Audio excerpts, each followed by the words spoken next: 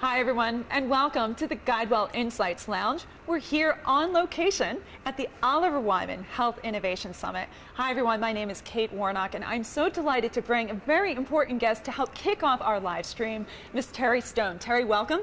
Thank you, Kate. And before we get started, I wanted to say thank you, to GuideWell, and to Florida Blue more broadly for this being your 4th year of supporting us at the summit, and actually through your work here, making what we're doing here at the summit more accessible to people who aren't able to attend. So thank you again for all your continued support. Well, it's our pleasure, and I can't imagine a better venue to bring such, you convene such tremendous thought leadership. It's our pleasure to be able to share it with your digital audience. I know, and I feel like you miss out on what goes on because you get stuck over here for the whole 2.5 days. But then I get to talk to everybody one-on-one. So hopefully we bring all that best, from the main stage onto the Insights Lounge here. So, well, Terry, let's start with your title. You are the Global Managing Partner for the Health and Life Sciences practice at Oliver Wyman.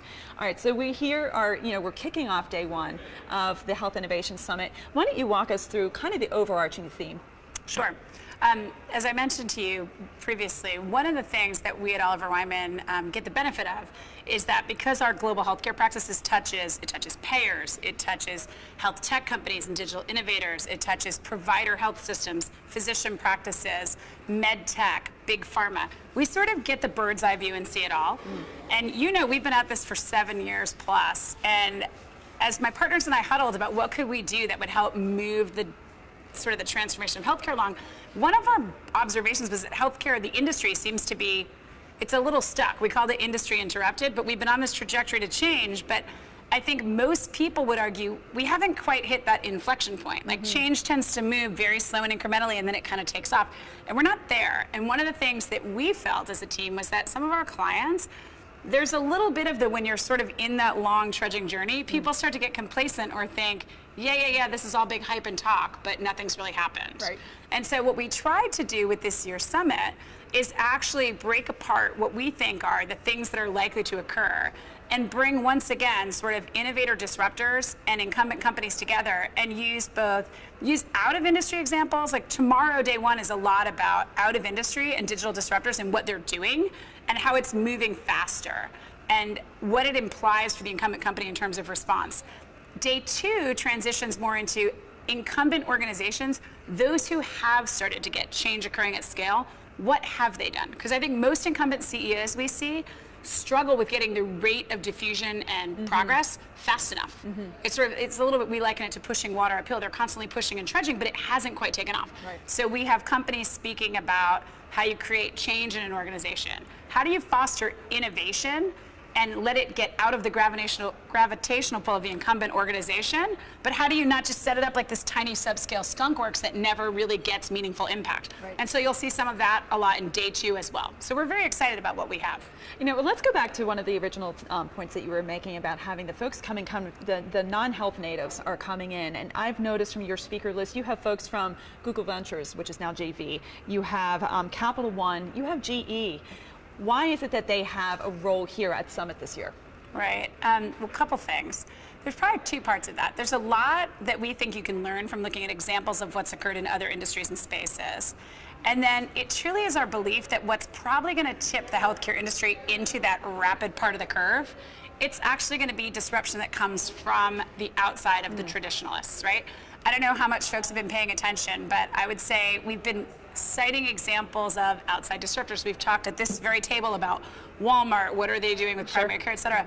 Amazon's commitment in the last 9 months to really get into healthcare, their 1492 special secret initiative, as well as their announcement on getting into basically online mail order pharmacy, it's already starting to have a lot of impact. I don't know if you see, but the CVS, the Walgreens stock prices, they've all been pummeled as people are trying to figure out if Amazon gets in the game, what happens? Talk about the company who knows how to use data, engage consumers. They're going to do a job that needs to be done for the most costly members of healthcare, which are the people who take drugs a lot. Right. And so what does that imply if they get strategic control of that consumer? What other things can they do around it? And we're going to talk a bit about that. But we think there are going to be forces at play like that.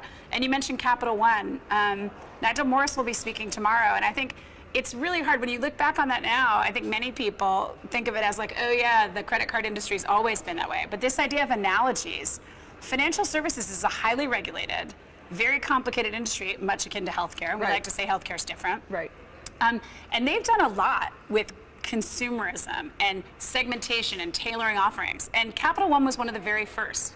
So I think we're going to hear a bit more about how did they come at it, and then how has that kind of changed the face of financial services? Because to be honest with you, they started it, but in order to stay in the game, everyone else has had to adopt as well. And we think that's a good example of what will happen in healthcare. All right. Well, let's maybe close it then with a conversation about the consumer. You know, having been to many of your summits, consumers always had a role at the summit. This year, it's more about tailoring specifically to the individual consumer. What do you think we're going to hear in the next couple days?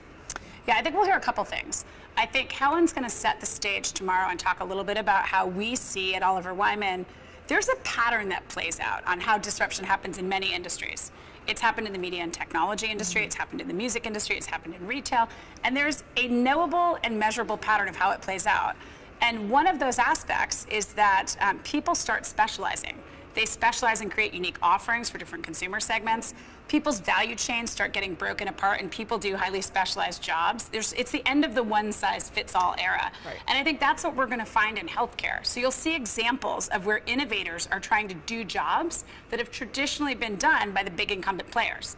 That may be an integrated health system. It may be a big, large-scale national payer or a local blue plan. It could be what big integrated big pharma did. And you'll start to see how people are carving out jobs and doing it in far more impactful ways than people have imagined, like lower cost, better impact, and net promoter scores in the 70s. Right? Healthcare, we hover between the negatives to the low single digits. Or I should say the upper single digits crouching into the low double digits. But we're talking about companies that achieve what everyone says is not possible, which is better outcomes, lower cost, and really delighted consumers. And we're going to talk about that and also give examples of a handful of legacy incumbent companies that are starting to carve out highly differentiated niches and trying to make big decisions about what are we going to be in the future and what are we not going to be.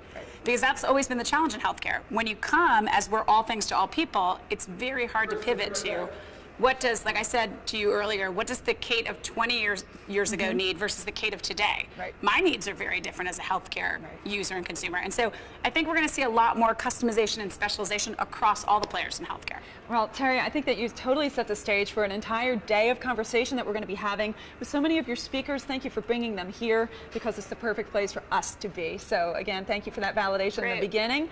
My name is Kate Warnock here with Terry Stone. Thank you so much for watching. Thank you.